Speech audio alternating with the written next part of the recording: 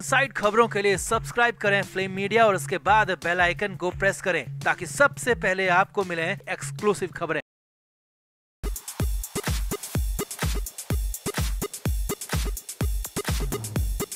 देश के कई हिस्सों के साथ मुंबई में भी आज वोटिंग हुई। पांचवें चरण में मुंबई की 6 सीटों के साथ मुंबई रीजन की कुल 10 सीटों पर आज वोटिंग हुई, लेकिन वोटिंग प्रतिशत ने एक बार फिर से चौंका दिया।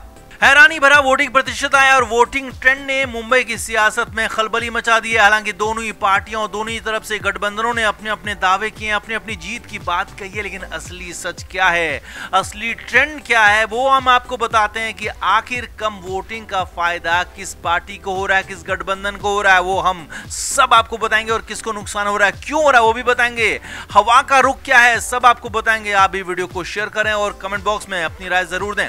तो लोकसभा चुनाव के 5वें चरण में मुंबई में वोटिंग हुई। कई हाई प्रोफाइल हस्तियों ने वोट किया, फिल्म स्टार्स ने वोट किया, जाने माने उद्योगपतियों ने भी पोलिंग बूथ पर आकर वोट डाला। पूरे दिन वोटिंग हुई और शाम होते होते जो पोलिंग परसेंटेज आया उसने हैरान कर दिया, क्योंकि पोलिंग परसेंटेज एक बार फिर कम नहीं बल्कि बहुत कम रह गया। जी हां, मुंबई में एक बार फिर से 50% के आसपास ही वोटिंग हुई है, जिसने बड़े बड़े दिग्गजों को परेशान कर दिया, बड़े बड़े दिग्गजों को भयानक टेंशन में डाल दिया।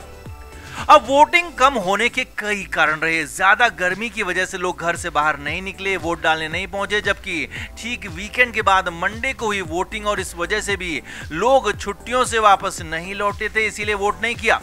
अब ऐसे में कम वोटिंग पर दोनों तरफ से अपने अपने दावे। उद्धव ठाकरे ने कहा कि हमारा वोटर बूथ तक पहुंचा है और जो भी वोट डालने गया वो बीजेपी के खिलाफ वोट पड़ा है, मोदी सरकार के खिलाफ वोट गया है और इसीलिए महाविकास अघाड़ी न सिर्फ मुंबई बल्कि महाराष्ट्र की सभी 48 सीटों पर जीतने जा रही है।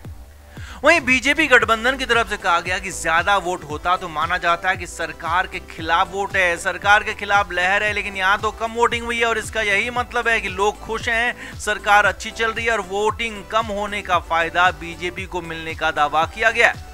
अब असली सच्चाई, असली कहानी, असली ट्रेंड हम आपको बताते हैं। अब ये ठीक है कि हर बार यही माना जाता है कि ज्यादा वोटिंग का मतलब सरकार के खिलाफ होता है, कम वोटिंग का मतलब सरकार को समर्थन, लेकिन इस बार हालात थोड़े से अलग हैं, क्योंकि इस बार वोटिंग को लेकर सिर्फ मुंबई नहीं बल्कि पूरे देश में कोई उत्साह नहीं दिख रहा। वोटिंग के हर चरण में वोटिंग का प्रतिशत कमी हुआ है और लोगों का चुनाव को लेकर भी उत्साह खासा कम नजर आ रहा है।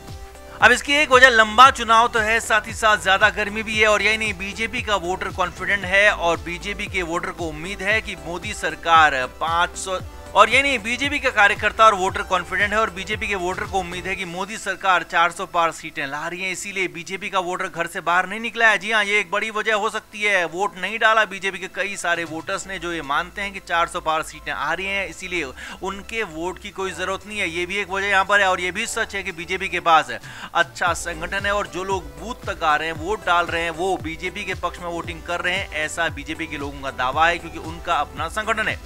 यानी कुल मिलाकर मामला खासा सस्पेंस में। अगर नियम कायदों और ट्रेंड को देखें तो कम वोटिंग का फायदा सीधे सीधे बीजेपी को मिलता दिख रहा है, लेकिन इस बार मामला थोड़ा सा आउट ऑफ बॉक्स भी हो सकता है, क्योंकि इस बार वोटिंग को लेकर पूरे देश में ही उदासीनता है, उत्साह नहीं दिख रहा है, लिहाजा बीजेपी को यहां पर दिक्कत भी हो सकती है। तो आपका इस वोटिंग प्रतिशत पर क्या कहना है, कमेंट बॉक्स में आप जरूर बताएं और वीडियो को शेयर भी करें। Flame media report.